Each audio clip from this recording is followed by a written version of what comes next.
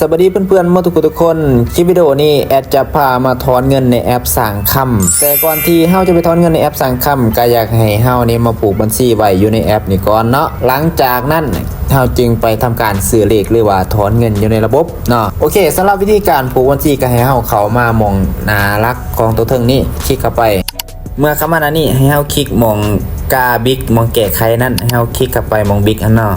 แล้วมันจะเด้งเข้ามาฐานนี้ให้เฮานี่คลิกเข้าไปมองเลือกธนาคารมันก็จะมีธนาคารหลายธนาคารให้เฮาเลือกใส่ในการผูกอยู่เนาะเฮาก็เลือกไปจากธนาคารหนึ่งธนาคารที่เฮาต้องการที่จะผูกบัญชีไว้หลังจากที่เฮาเลือกธนาคารเสร็จไปทีมห้อยแล้วหลังจากนั้นให้เฮามาคลิกมองซื้อบัญชีธนาคารก็ให้เฮานี่ใส่ซื้อธนาคารเข้าไปและอันดับที่2ให้เฮานี่ใส่เลขบัญชีธนาคารเข้าไปแล้วก็กดติ๊กหลังจากนั้นก็กดบันทึกมันก็จะเด้งออกมาที่หน้าหลักตัวนี้เนาะคือจังหน้าขอ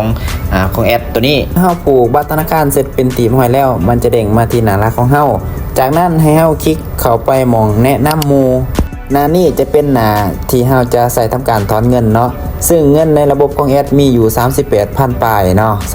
38,186 กีบในตอนนี้แล้วเฮาก็จะมาทำการถอนเงินกันเลยเพราะว่ามื้อนี้ก็เป็นวันเสาร์เนาะเฮาก็จะมาทำการถอนเงินในการถอนเงินนี้ถอนขั้นต่ำ 10,000 กีบเด้อทุกคนโดยการคลิกเข้าไปมองคำว่าถอนเงิน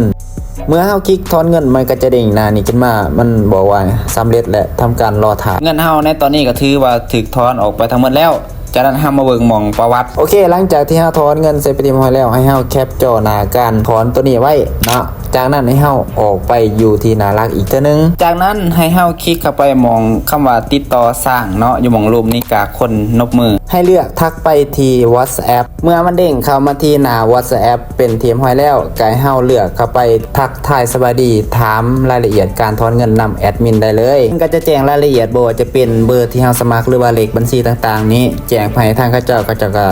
ะทำการถอนเงินให้เฮานะในการถอนเงินนี่จะใส่เวลาบ่เกิน5 โมงแรงของมือที่เฮาถอนเงินเนาะเงินก็จะเข้าภายในมือนั่นเองเนาะตามที่แอดมินเพิ่นได้แจ้งการมาให้นั้นสำหรับวิธีการถอนเงินในแอปสังคมก็จะมีประมาณนี้ก็สะดวกสบายเนาะถ้าว่า